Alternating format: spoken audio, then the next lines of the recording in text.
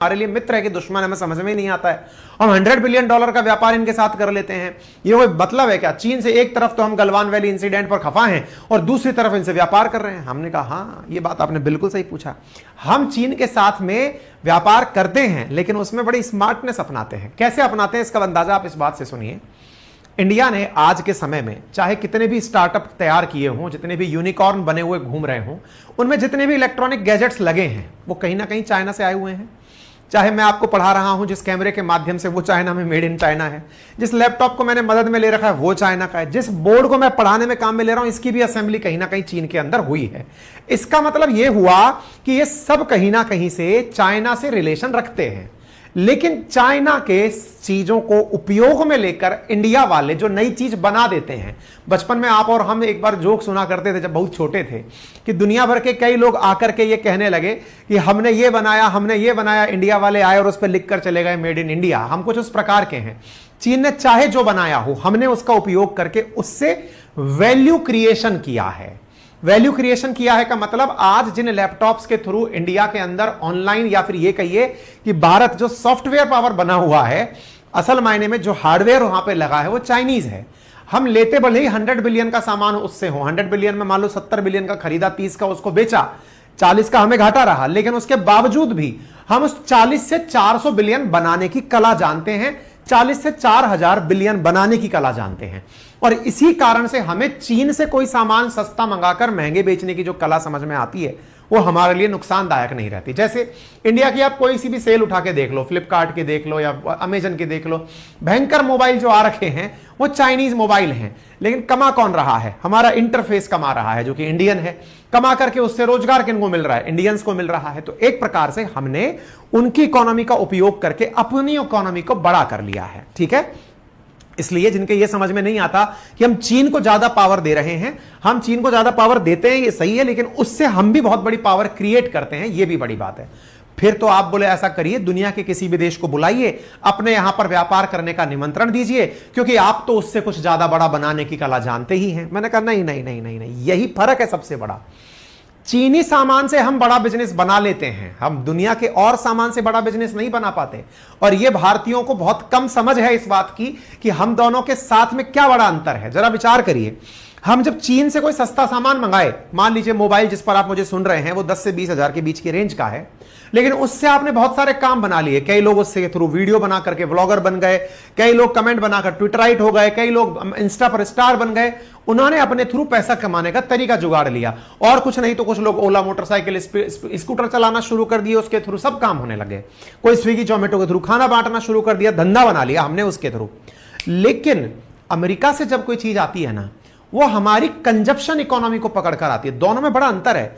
चीन हमें जो सामान दे रहा है उससे हम इकोनॉमी को बूस्टर दे रहे हैं, वहीं दूसरी तरफ जो अमेरिका सामान देता है, अब जैसे मान लीजिए कि अमेरिका ने इंडिया को पकड़ाया Coca Cola, McD, Thums Up, PepsiCo, ये जितने भी प्रोडक्ट हमको अमेरिका वाले पकड़ाते हैं, इससे हम कर क्या रहे हैं?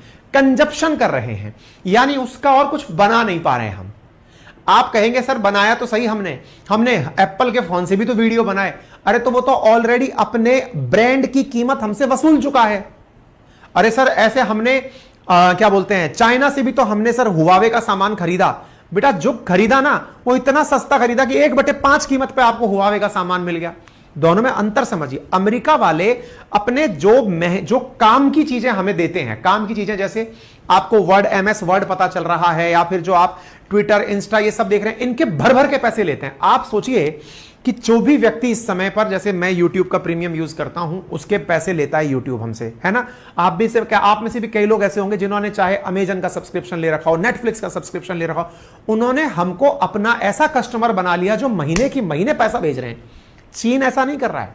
चीन हमें जो गुड्स दे रहा है ना, मैन्युफैक्चरिंग होने के नाम पर, उससे हम कुछ और प्रोड्यूस कर रहे हैं। अमेरिका के लिए तो हम कंजप्शन इकोनॉमी है। हमको तो वो जो सामान देता है उससे पैसा कमाकर लेके जाता है बढ़िया वाला। उम्मीद है आपको यह बात समझ में आ गई होगी। तो इंडिया इस मामले में बड़ा स्मार्ट है कि चीन से और अमेरिका से किस तरह से व्यवहार करना है।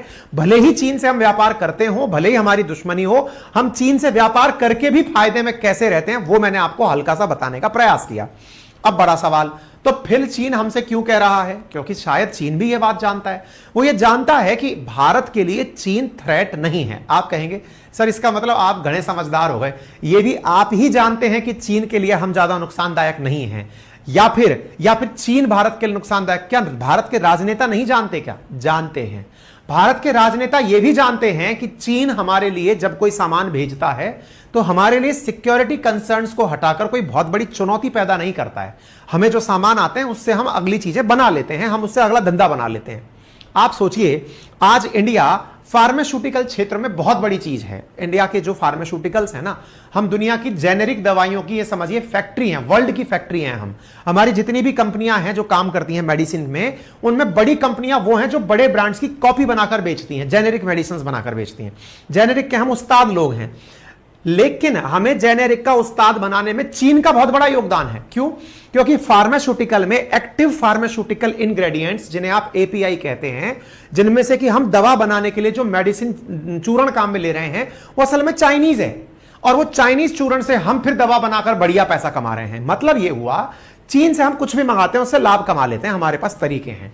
और जहां हमें चीन का यह लगता है कि चीन हमसे मुनाफा कमाकर ले जाएगा, जैसे चीन ने भारत में टिकटॉक की आदत डाली, भारत के अंदर बहुत सारे एप्लीकेशंस अमेरिका के स्टाइल पर, वीवो था या चिटचैट था, वी चैट था, जब हमारे सॉफ्टवेयर में एंट्री मारने की कोशिश की, हमने तुरंत बैन लगा दिया। हमने कहा नहीं नहीं नहीं नहीं नहीं, हम तुम्हारे लिए कंजप्शन इकोनॉमी नहीं बनना चाहते कि तुम हमको उठाओ और फिर कहो कि इतना पैसा दो, इस वीडियो गेम का सब्सक्रिप्शन लो। हम वो नहीं चाहते, हम अबजी पबजी तुमसे नहीं चाहते, ताकि पता चले कि तुम हमसे सब्सक्रिप्शन के नाम पर करोड़ों रुपया कमाओ। हम चाइना वालों तुमसे मैन्युफैक्चरिंग का लाभ तो लेंगे, लेकिन तुम्हें कमाने नहीं देंगे।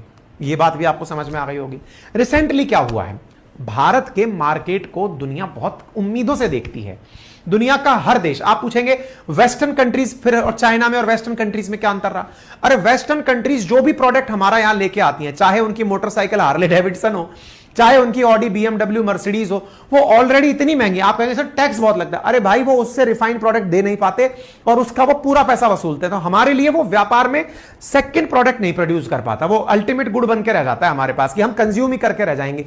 हम ऑडी को आगे चलाकर नहीं बेच पाते। चीन भी हमारे पास आया। चीन की एक कंपनी है साथियों जिसका नाम है BYD। BYD नामक चीन की एक कंपनी है जो क्या काम करती है, वो जैसे टेस्ला इलेक्ट्रिक कार बनाती है ना, ऐसे ही चीन की कंपनी BYD है। अच्छा एक बात मैं चाहूंगा कि आप और हम 1.99 मिलियन पर खड़े हैं। आज का यह ऐतिहासिक क्षण है। आप में से जो साथी लाइव हैं, अगर उन्होंने सब्सक्राइब नहीं किया हुआ है, अगर वो सब्सक्राइब कर दें, संभव है कि वीडियो के चलते चलते ही आज मैं और आप 2 मिलियन का ऐतिहासिक आंकड़ा छू जाएं। और ये अपने आप में एक बहुत बड़ी हमारे लिए भी और आपके लिए भी यादगार पल होगा कि हमने वीडियो के अंदर ही नंबर बदलते हुए देखे। अगर आप हमारा सपोर्ट करते हैं तो जिन्होंने भी सब्सक्राइब नहीं किया हुआ है करिए, क्या पता ये लम्हा आपके साथ हमें यादगार लम्हों में याद रह जाए। आगे बढ़ते हैं। तो चाइना की एक कंपनी है, जैसे आप अमेरिका की एक कंपनी सुनते हैं टेस्ला मोटर्स, जो कि इसकी अपने ट्विटर वाले भैया की, जिसका नाम क्या है यार, बताइए, हम नाम भूल गए, अभी याद आ जाएगा। इतना ज्यादा नाम याद रहता है कि हम उसका नाम भूल गए। जो टेस्ला का मालिक है ना, उसकी जो कंपनी है वो इंडिया के अंदर बढ़िया काम कर रही है। और ऐसी स्थिति में टेस्ला की तरह चीन के अंदर एक कंपनी है जिसका नाम है BYD। जो BYD नामक कंपनी है ना, वो भारत के अंदर आकर के इलेक्ट्रिक व्हीकल बनाना चाहती थी। इलेक्ट्रिक व्हीकल बनाना चाहती थी जस्ट लाइक टेस्ला। हालांकि ना तो हमने टेस्ला को आने दिया और ना ही हम लोग, एलन मस्क नाम है, हम मिस कर रहे थे, अब याद आ गया, एलियन मस्क के नाम से हमने बोल। तो जो BYD नामक कंपनी है चीन वालों की, वो इंडिया आना चाहती थी। अब जब वो इंडिया आना चाहती थी तो वो ये चाहते हैं कि इंडिया की गवर्नमेंट इस समय फेम 1, फेम 2 जैसी योजनाएं चलाकर इलेक्ट्रिक व्हीकल्स को बहुत प्रमोट कर रही है। इसलिए आपने देखा होगा अभी मोदी जी जब अमेरिका गए थे तो एलन मस्क बड़ा मीठा मीठा बात किए थे मोदी जी के साथ कि साहब हम आपके बड़े प्रशंसक हैं, हम आपको पसंद करते हैं।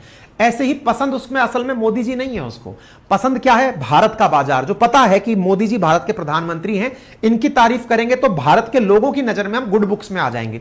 चाइना वाले भी समझ गए कि इंडिया में मार्केट है, इलेक्ट्रिक मार्केट है, दुनिया वाले व्हीकल खरीद रहे हैं, इलेक्ट्रिक गाड़ियां खरीदी जा रही हैं। तो अपनी क्यों ना BYD नामक जो कंपनी की गाड़ी है उसको इंडिया में उतार दें। और बस यही करने के लिए चाइना वाले हमारे यहां पर आए अपनी फैक्ट्री लेकर के। हैदराबाद की एक लोकल कंपनी के साथ टाई अप किया, $1 बिलियन का इन्वेस्टमेंट प्लान किया। चीन की सबसे बड़ी इलेक्ट्रिक कार निर्माता कंपनी, जो कि पहले कभी बैटरी बनाया करती थी, आजकल वो कार बनाती है और इस समय दुनिया में सबसे बड़ी कार उत्पादक कंपनी है, वो भारत आने के लिए तैयार हुई।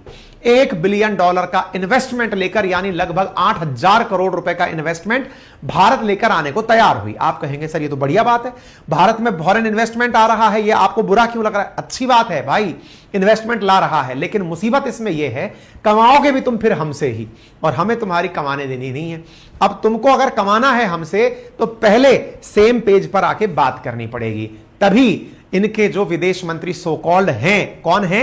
वांग वी, जो कि फिलहाल वांग वी, असल में इनके विदेश मंत्री तो गायब हैं, उनके नाम पर जो काम कर रहे हैं वांग वी, वो NSA डोवाल साहब से साउथ अफ्रीका में मुलाकात किए थे हाल ही में, और इनसे कहे कि देखिए आप हमें अपनी थ्रेट मत समझिए। डोवाल साहब ने इनको दो टूक सही कही बात कि सर देखिए बात ऐसी है, हम आपको दुश्मन ना समझे, समझ में आता है, पर पता है आपको एक बात नहीं समझ में आती है। बोले बताइए। 2020 से लेकर अब तक गलवान वैली इंसिडेंट पर आप लोगों से हम 19वीं बार वार्ता करने जा रहे हैं। बॉर्डर पर अशांति हो और घर में शांति हो, ऐसा हमारे हो नहीं सकता। आप मामला रिजॉल्व करिए, बॉर्डर इश्यूज रिजॉल्व करिए। अगर आप वो करते हैं तो फिर हम आपके साथ टेबल टॉक कर लेंगे, उससे पहले नहीं हो पाएगा। ये